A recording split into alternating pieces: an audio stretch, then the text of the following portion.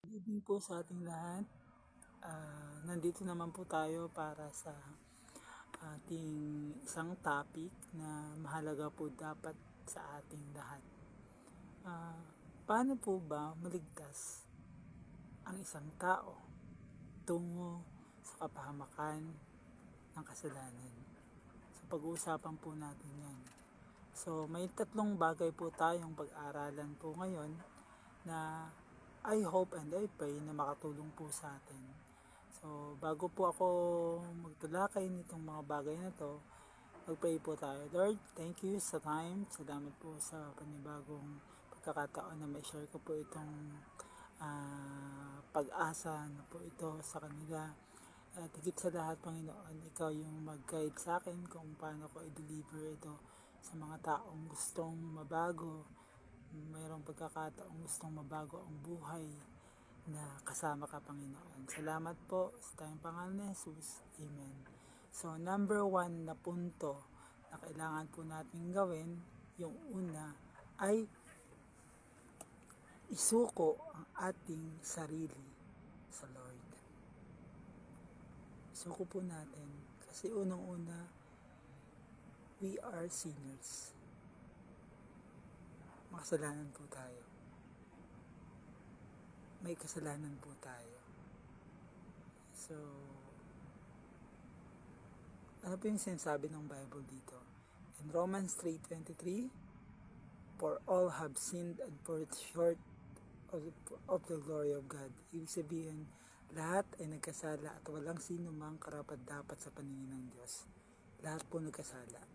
Wala pong karapat-dapat sa paningin ng Diyos. Kaya mas lalong dapat na lumapit po tayo sa Lord.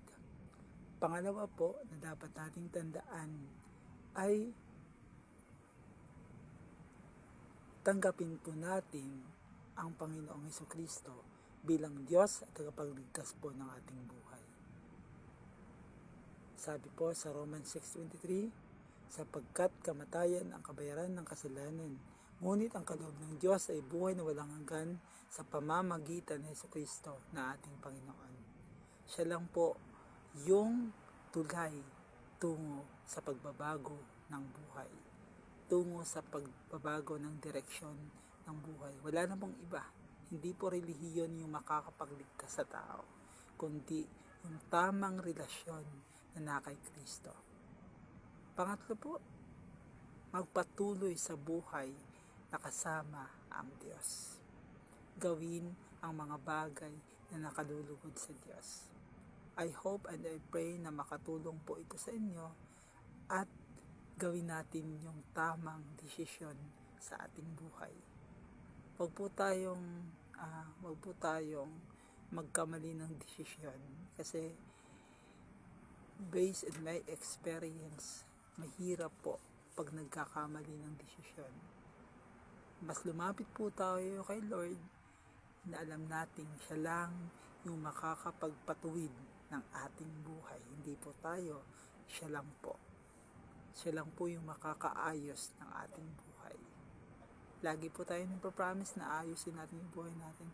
Hindi po natin kaya kung hindi natin kasama si Jesucristo sa ating mga buhay. Salamat po, guys po. Ingat po tayong lahat.